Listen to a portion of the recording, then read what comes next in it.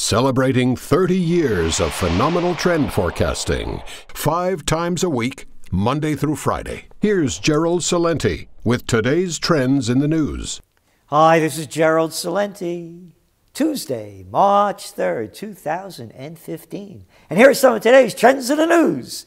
On the economic front, a lot of red across the board in them equity markets, from Asia to Europe to the USA.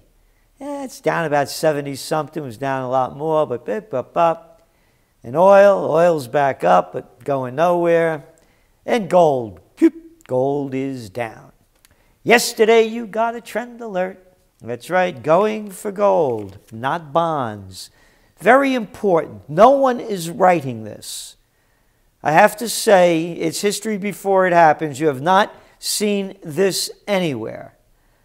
As you well know, over in Germany and Austria, and Switzerland and Sweden, and Netherlands and Denmark, they have bonds that bring you back less money when they mature than what you paid for them. It makes absolutely no sense. Why would you loan somebody money with a guarantee that you're going to get paid less when they have to pay you back? So, my question is, and I do not give financial advice, you think gold's going to be worth more in 5 years when those bonds mature than gold is worth now? Your decision. So, I believe that gold, speaking only for myself, will be higher in 5 years than it is today. So no one's talking about this. This negative interest rate stuff, it's never happened before in history. But hey, it's a whole new time. They never had quantitative easing before either. Or record low interest rates. Or negative interest rates. That's even better. So people are not putting their money into banks, a lot of them, because they're not getting anything back. And they're buying bonds so they'll get less back. It makes perfect sense. Or nonsense. Global debt has grown by 57 million in 7 years following the financial crisis. And China's total debt has quadrupled from 7 trillion in 2007 to 28 trillion by mid-year last year. So, we're looking at a total global debt now of some $200 trillion. Now, negative interest rates, record low interest rates. Hey, what's going to happen when interest rates go up? And you got to pay more for the loans that you have. I like gold. Outlook for Brazil's economic health weakens. What a surprise.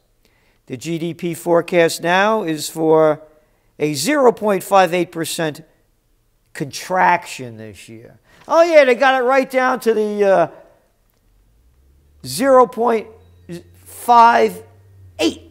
Not 9, not 7. We'll see. The global economy's in slowdown. Debt keeps going up. And it's worse all around the globe. Canada. Send more troops over there to train them Ukrainians. More troops to fight those ISIS. Property and jobs suffer from oil price dip. Canadian home sales fell 3.1% in January from December as consumer confidence slipped in energy-rich Alberta and Saskatchewan, according to Canadian Real Estate Association. And here in the States, you know what's been propping them retail sales up? Auto sales. That's right. They is down. Well, not down, but they're down compared to where they used to be. Still going up a little bit. U.S. stocks retreated as auto and healthcare companies slid. Whew. That's a good reason for the markets to go down finally. And here you go. All of this cheap dough hurts pensioners. It hurts people that used to put money away in the banks. But it helps the filthy rich get filthy richer.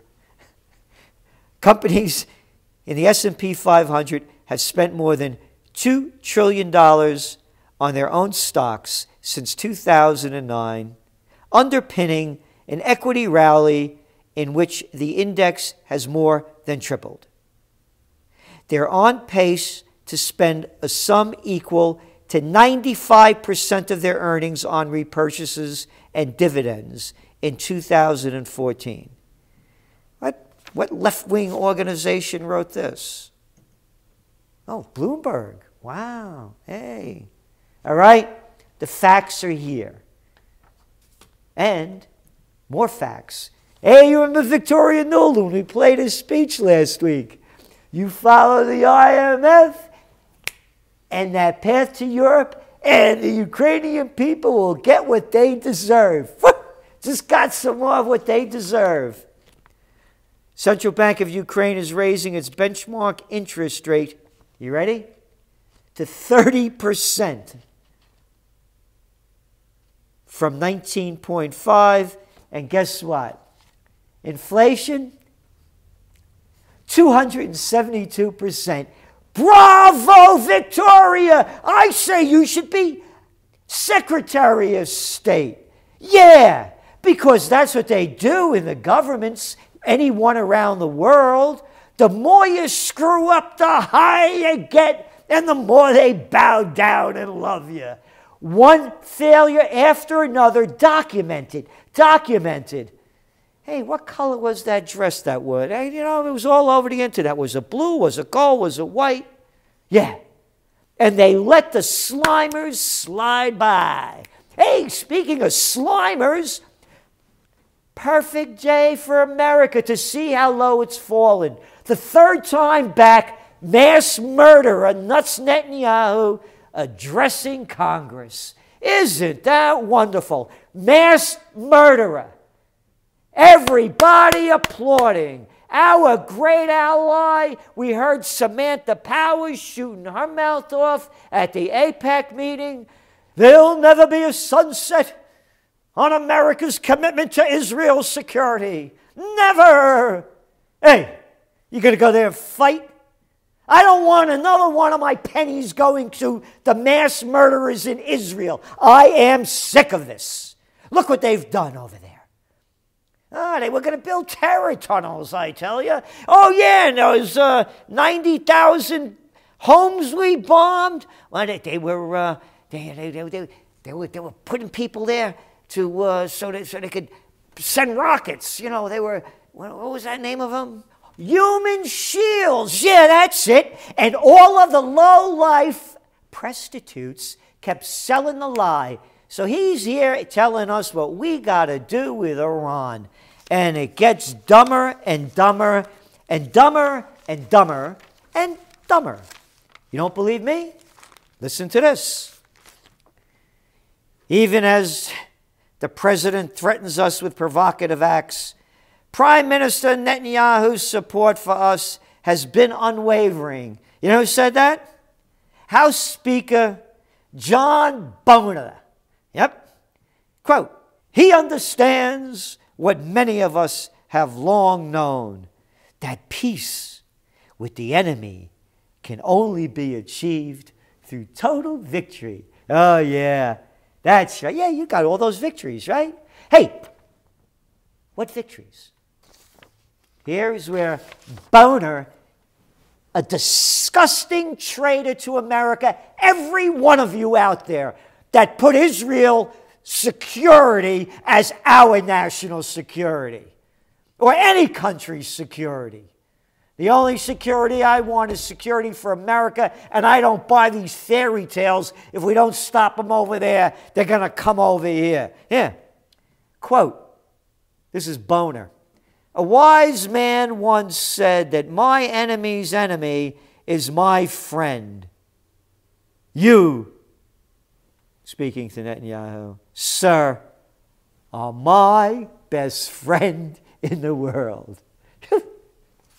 Can you imagine this? These are the people that are leading the country. Yeah, dog's best friend, or a man's best friend.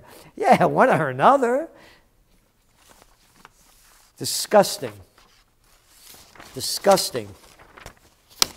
And it's going on all the time. And for more disgusting, our president.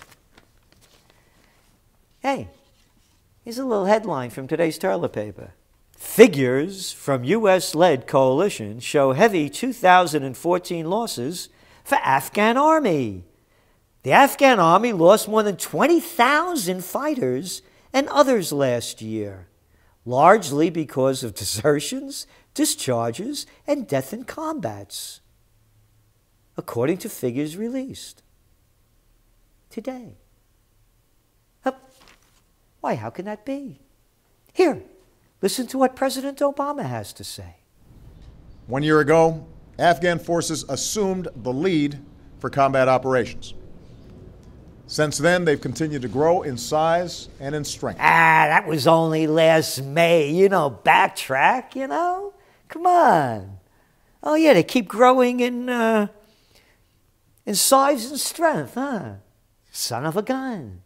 That's not what that says. But hey, why not say anything you want to say? It's America, and you're a politician. Just keep spewing it out. As he kept going last May, more spewing from the Rose Garden. The bottom line is, it's time to turn the page on more than a decade in which so much of our foreign policy was focused on the wars in Afghanistan and Iraq. Ah, yes, the good old days when we were focused on wars in Afghanistan and Iraq. And now it's just Iraq, and Afghanistan's going down the crapper. But hey, now we got Libya. Oh, yeah, forgot that one. Oh, and then there's Syria. Yes, as we move forward into more destruction, murder, and massacre. And speaking of murder and massacre, I had a little incident over there in Cleveland. You remember when they shot that little kid, that 12-year-old kid playing with his toy gun? Cleveland mayor apologizes for language used to blame boy for his death. The city's lawyers argued in the filing that the boy died because of his own actions and not because of the police department errors. Quote, plaintiff's descendants, in legal jargon, a reference to Tamir's injuries, losses, and damages, complained of were directly and proximately caused by the failure of plaintiff's descendant to exercise due care to avoid injury. They added that Tamir's injuries, quote, were directly and proximately caused by the acts of plaintiff's descendants, not this defendant. Meaning that the kid caused his own death by playing with his gun.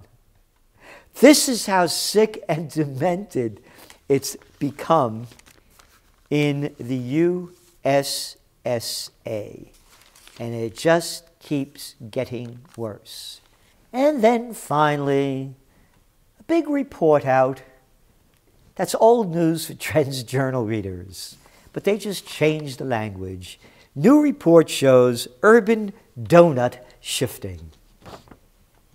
The long-standing urban-suburban divide in education, income, race, and other characteristics is being turned on its head as college-educated millennials in the move to U.S. cities, new research shows. Gee whiz, never knew that. No. Putting urban neighborhoods under a microscope, a University of Virginia researcher has concluded that the traditional urban donut pattern, a ring of thriving suburbs surrounding a decaying city center, is being replaced by a new pattern, a thriving urban core surrounded by a ring of suburbs with older housing and older residents and more poverty. Old news. And they don't go into all the details that we have been writing about now for about 4 years. They got no dough. They're moving into these urban centers that are more run down, and they're living together because they can't afford to live on their own. And when they do live on their own, they're living in tiny little spaces.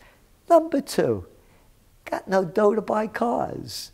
So they're going back to urban centers. And number 3, the suburbs are dead and the dying are mostly living there. So the cats want some life because they can't find it out there. Again, you got it, you had it. One millennial story we did after another. When I read this, I have to shake my head. Wow, it's big news. Yesterday's news. This is Gerald Celente, and that's some of today's Trends in the News.